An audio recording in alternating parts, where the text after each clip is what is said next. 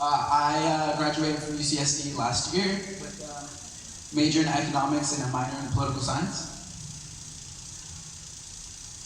Okay, so this is my school. The one on the left is the big library that we have. It kind of looks like, you put your hands like this, it kind of looks like you're holding like a stack of books. And then the picture on the right side is a prize center where everybody eats, super beautiful. What school is it? University of California, San Diego. And then that's these are the two new buildings that were just put into our school. So this school continues to develop, and it's a really good school to go to. I really enjoyed it. And then we're right next to the beach, so it's really nice. Can you refresh? I added it.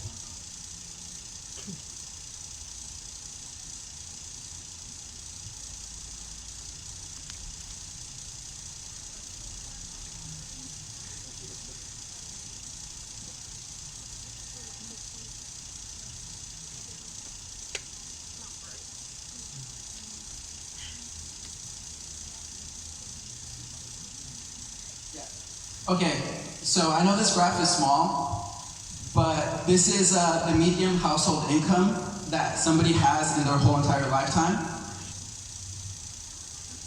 So if you look right here, this is if you didn't finish high school. If you look at blue, this is if you finished high school. If you look at purple right here, this is if you had 2 years of college, meaning your associate's degree. If you look right here, the green, this is your bachelor's degree, meaning you finished your 4-year college. Then this is master's, and this is your PhD. Just from going to get your bachelor's degree, this is the difference that you'll be making over a lifetime. Meaning, going to college has shown that it does, you do end up making more money throughout your lifetime. I'm not saying that life is about money. It's not. Happiness should be everybody's first goal. But statistics have shown that going to college does give you an increased income versus not going to college. So the first thing that I want to talk about is how to pick a college. Raise your hand if you're going to be the first one in your family going to college. Everyone. Okay, awesome. For this, I want to say. You guys have to start looking at multiple things. Monique touched upon classroom sizes, so that's a super big thing. But the first thing that I would say for somebody to look at is the distance of the school that you want to go to. For example, I'm extremely close to my family, so I knew that I didn't want to go out of state. So I picked San Diego. San Diego is approximately 100 miles away from my house, meaning I could drive back and I won't have an issue going back to my house if I wanted to. So I would go back home every other weekend or every 2 weeks, depending on exams that I would have, depending on if I had any extracurricular activities to do over the weekend. But I had the option to go home. If you go out of state, even if you wanted to, it gets a lot tougher. You have to book a plane, or you have to endure a super long, car ride. Second is whether you want to be in a small school versus a big school. A lot of people were used to, in high school, we walk and it's like, oh, what's up, Charlie? Or, oh, what's up, Juan? ¿Qué está pasando? It gets to the point where you kind of know everybody. Versus, if you're in a big school, my school had over 30,000 students. You don't really always know everybody. It gets a lot tougher. Not tougher, it's just, it's not the same type of community versus if you were in a smaller school. Another thing that you have to look at is, do they have the major that you want? For example, my school is really STEM heavy, meaning STEM is science, technology, engineering, and mathematics. So we had a lot of biology, we had a lot of chemistry, we had a lot of mathematics, majors that had to do with mathematics, but we didn't have majors such as marketing, we didn't have business, we didn't have a strong communications program. We were primarily focused on STEM. So those are some of the things that you have to be looking at when you're applying to schools. Because you could be applying to a school that is nationally recognized as one of.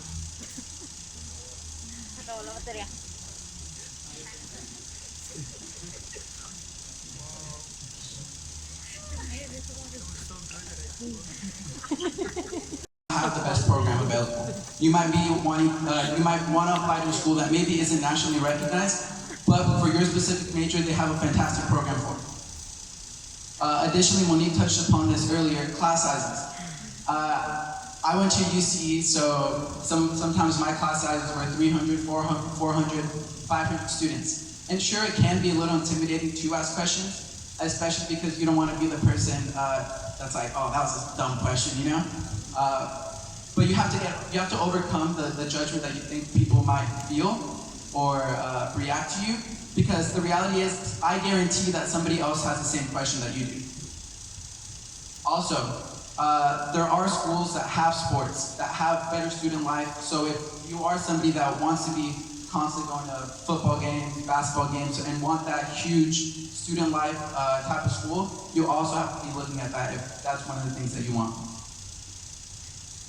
One of the things that a lot of people don't realize when they're applying, they'll apply to majors such as biology, nanoengineering, some big, really tough majors. They don't realize the amount of work that they're going to have to put into it.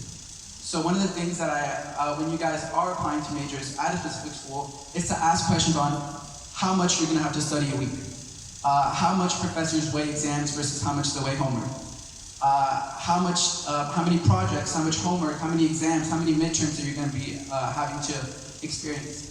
So for example, myself, I did economics. In economics, we didn't really have homework. We were expected to learn from the lectures and then be actively studying, meaning studying on your own time, going over the notes, and they maybe give you one practice exam beforehand, and then you have the exam. It was 3 exams, one of them was 25%, another one was 25%, and your final was 50%.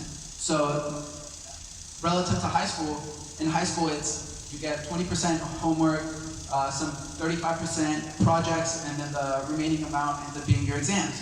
So you have to ask those questions to see how the grading scale is for that specific major.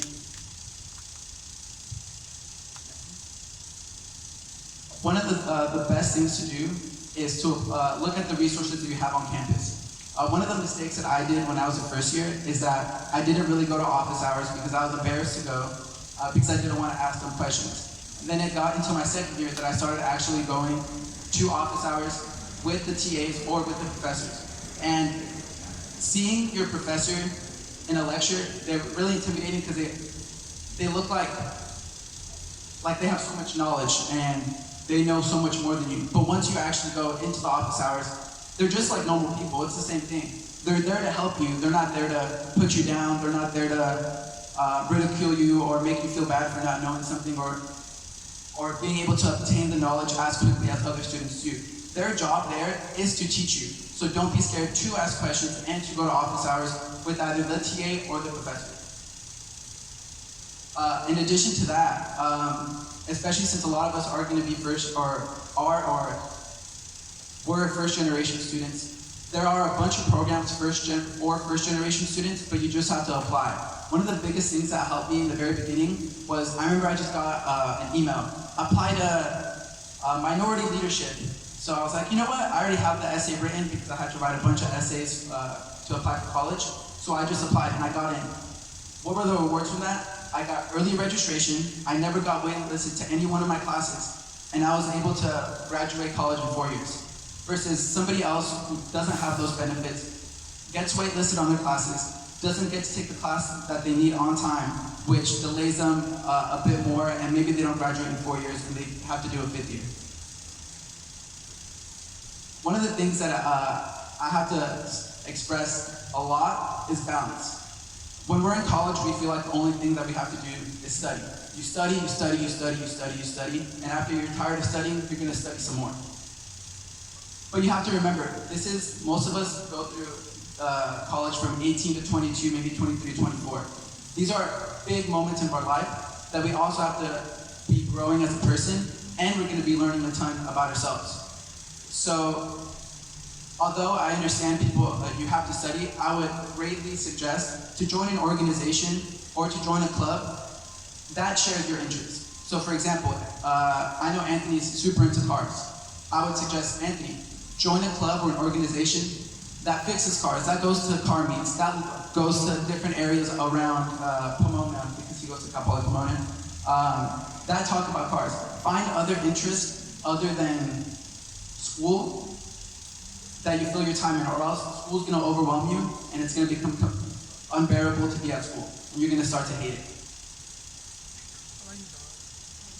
All right, lastly is how to include God in your college experience. So since I was in San Diego, it was kind of tough for me to come to church every weekend. It just, with exams and other engagements that you have, it becomes pretty difficult.